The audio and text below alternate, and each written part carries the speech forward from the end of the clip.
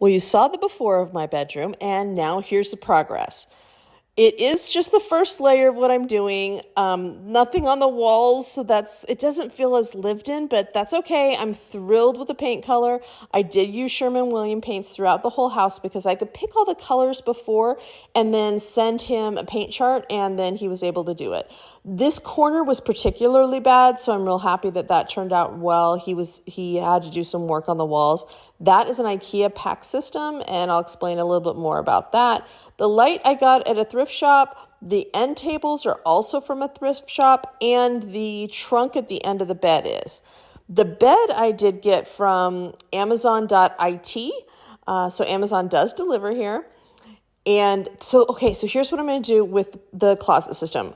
I thought, okay, I'm going to have this wall of white and it's really going to annoy me and feel too new in my old home. And it does. So what I did was I purchased peel and stick wallpaper beforehand, and I brought it with me. Also I'm getting hardware for it. That's, more traditional looking, and that's painter's tape because I didn't have the hardware. So that was how I was opening the closet all summer. But I got 3 rolls, and this is what I'm going to use for peel and stick. Fun fact, if you bring dense cylinders with you in your luggage, you will in fact be pulled over at security. But see, that gives it some texture, some different color, a lot of neutrals that I can bring in the room.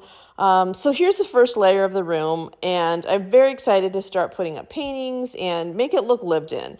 But I'm happy with how everything turned out so far.